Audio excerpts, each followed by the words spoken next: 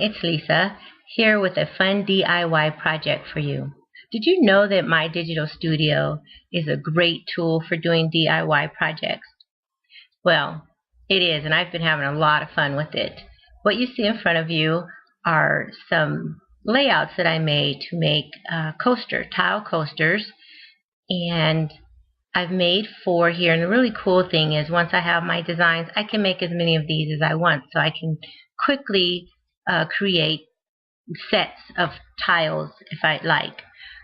So I'm going to choose a really easy one. I mean, this is layers and shadowing and things like that. So I just want to show you how I made them, or how I made one of them. I'm not going to show you all of them. If you do want to see a specific tile, just let me know in the comments and I will walk you through that process. But I think what I'll show you today will help you out. So I'm going to go ahead and get another page. I haven't done this in a while, I guess.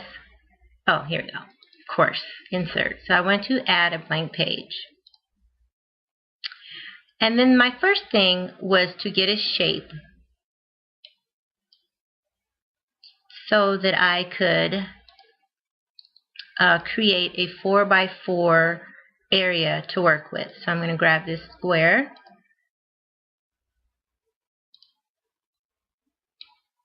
And I always take my squares up to the corner here and then I size them. So I know I want this 4x4, so I'm going to go to the 4-inch. And it didn't come with me. I don't know why not. It does when I'm not on camera. Right about there we go. Okay, and now I can put this anywhere on the page and work with it. So next I want to decide if I want a background paper or if I just want to use images or whatever. So I'm going to go ahead and grab some filler paper, and as you can see, I have the distress papers up. Let's see. That's a bit busy for my background on a tile. I really do like this distress look. Let's go with not sure what I want to do. So I'm just going to go ahead and use soft suede. Makes a great background. And just so you don't have to see me messing around with trying to figure out what to do. So as you can see, you really can't see much of the distressing. So I'm going to double click, and then this little box comes up, and I can resize my background paper. And here I just want more of the distressing on there. And you can also move this around if you need it to.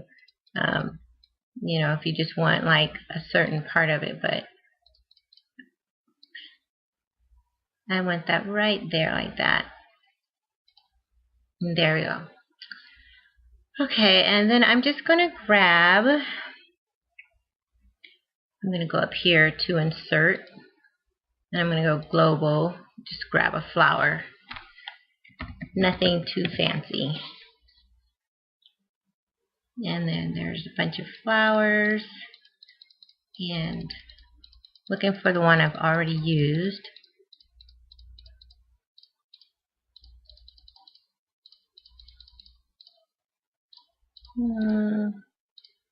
Oh, that would look cute on a tile.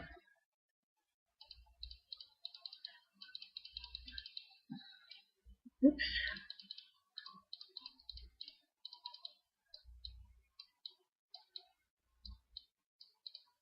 And you can see there's background papers in here because I have it on embellishment, stamps, punches, and background. If I wanted to just look at stamps, I could put it on stamps, which I probably should have done that. But kind of like looking through here anyway. You know, how about I grab this? Well, I wanted something with more color. I like that. I might use that later on another tile.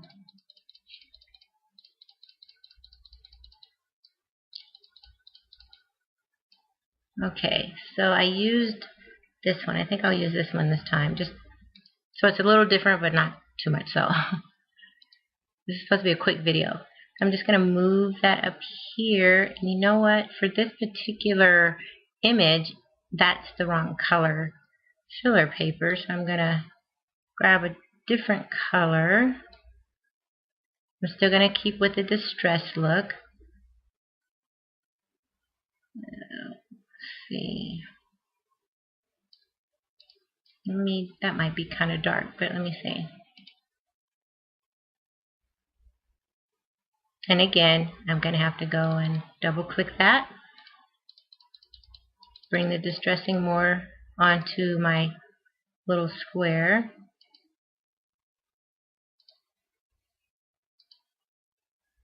And voila, there you are.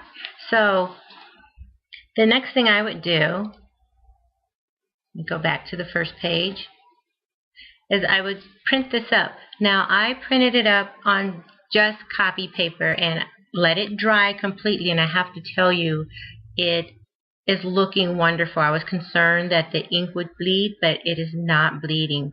So in the rest of the video, I will show you the process of putting the tiles together. There is one more thing I forgot to tell you before we go over to the before I show you how to put the project together. You want to, or I would recommend that you, once you have your tile looking the way you want, I'm going to go ahead and click on both of my images. I'm going to control and then click on that one so they're both clicked on, and then I'm going to right click and I'm going to group them together, and then I can move them where I want on the page as one whole, and I can also copy and paste. And I'm going to go ahead and make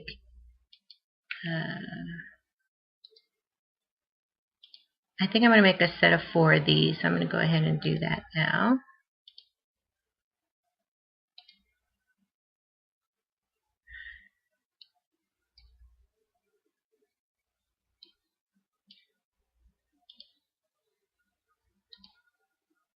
Okay, then I'm going to arrange them on my paper. And I'm just trying to line these up pretty evenly just to help make the cutting easier. So there you go. I have 4 fronts for 4 tiles, a whole set right there. So I'm going to go ahead and print that up, and then we will start our project. Okay, so here are a few tiles that I've already made, and this is the one we're going to put together. Before we do that, I'm going to show you the printout that I just showed you on the my digital studio. I may or may not use this. I kind of like it, but I don't really think this shade of blue matches the blue and the flowers as well as I thought it was. It does go very well with that red. So I may use it, I may not. I may go in and change that distress color there. But what I used for these tiles, I use Mod Podge to adhere them to the tiles.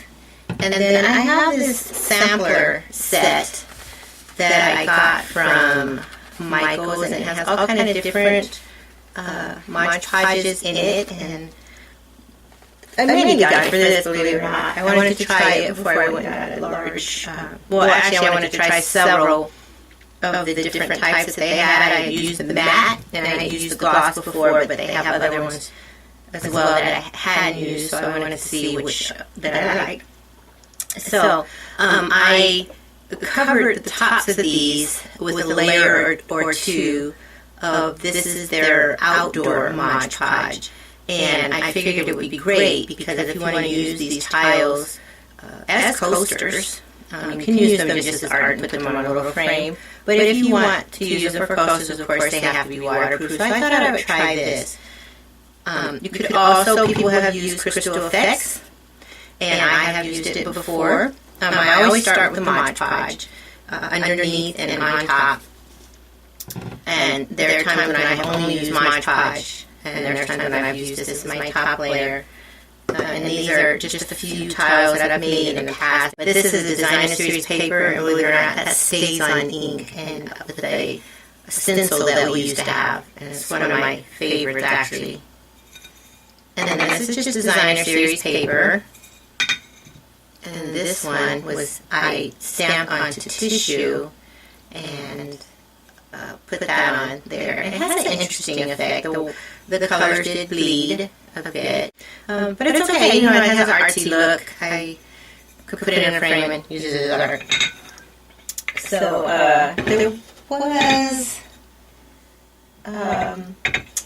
there was one other thing I was going to point out, but I guess I took the other tiles somewhere else. You want to make sure that you use a thin layer. I tend to be impatient, and sometimes my layers are too thick. And I've also used glossy, and I didn't like the effect of going too thick. These I went pretty thin, so I can't see the stroke lines as well as I can on some of the ones that I've made in the past. So, two things. You probably don't want to go with glossy. Maybe you're better at it. I wouldn't be surprised. than I am. I probably was a bit heavy-handed when I used the glossy, so you could really see the strokes, and I didn't like that. So let's go ahead and put this together. The other thing you're going to need is a brush, or I use these very inexpensive sponge brushes. And I get them when Michael's has like a bunch of them on sale for $1 or something like that. Crazy. And then I grabbed this for my squeegee because I couldn't find the one that I used for this. And but I have found it, so I don't know why I have this one in here instead of the proper thing. This is for my silhouette. So let me get the correct tool. So this is just a little scrubber thing that I got from Pampered Chef. I had quite a few of them, so I claimed one for the craft room. Definitely didn't want to use my silhouette scraper, but oh well, I can clean it off. And then I use these very glossy tiles, just squared. And yeah, oh, and the last thing you want to do after you're all done, you know, putting your design on the front and let it dry and everything, you want to put some felt, either some little circles on the back or cover the whole thing in felt so it doesn't scratch up your furniture. So,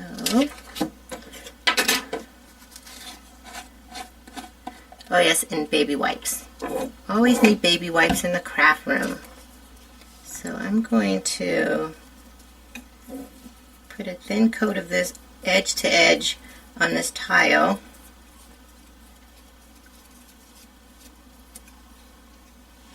And then a thin coat on the back of my paper.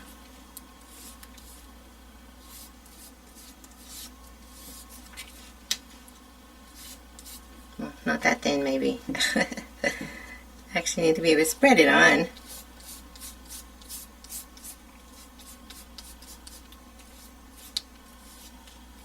But I do want to make sure that it's all the way to the edge.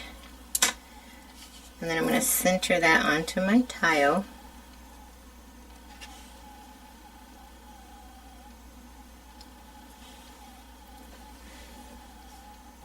I'm going to stand up because that seems to help me center things better.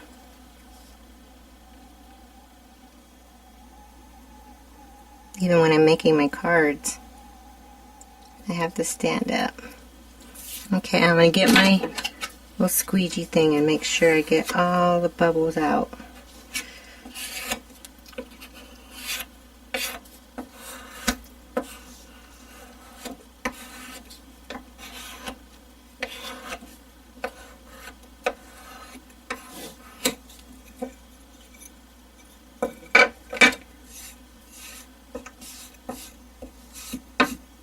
Then I'm just going to let that dry for a moment, and then we'll put on our top coat. Okay, so while I was off camera, I decided to go in thin out my Mod Podge, my outdoor adhesive a bit. I thought it was a little thick for what I was doing. I mean, we're working with paper here, so I didn't think it needed to be that thick. The idea is that I'll get a smoother finish, less likely to get brush strokes. Now, I could be wrong. I could totally ruin my project, and that would be sad, but I'm going to try it and see how that works for me. Just going to go ahead and I do know I still want it to be a nice thin coat. And make sure I seal those edges well.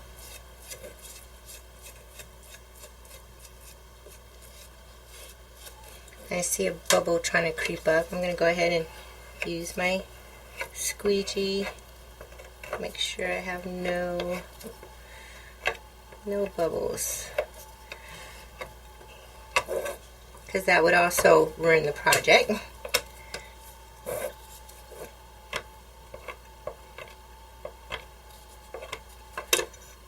Okay, oops. I see I tore my paper a little, so that could be one of the not so good effects of watering it down or being too rough with the paper. Okay. Yeah, I'm not so sure I like that anymore than what it looked like before. So I'm just going to set that aside and let it dry. And once that's all dry, I will put another coat of Mod Podge on it, and I will be done. Now on this one, I think it was this one. Yeah. On this one, I used the Mod Podge, the matte, as well as the outdoor. But then I also went ahead and added some spray and seal to it. I was just curious to see how it would look, once I did that, and to see if that just, seals it any better than just using the Mod Podge itself. So you don't need all those. They do last a very long time. In fact, this one I did this years ago, and it just now started tearing up on me, and this was just Mod Podge, if I recall. It's hard to know. I tried so many different things. But I'm fairly sure all I used was Mod Podge, and I used this a lot. So it took, like I said, it took a long time for it to get to this point. So hopefully with the outdoor Mod Podge and or the spray and seal, that doesn't happen. So I hope you enjoyed this project. And as always, I look forward to being with you again. Thanks for watching.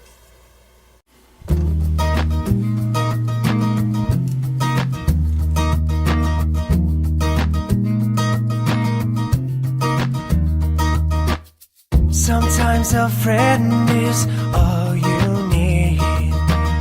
Someone to talk to when you're lost at sea. I'll cast my line to bring you back to shore. We can find what you're looking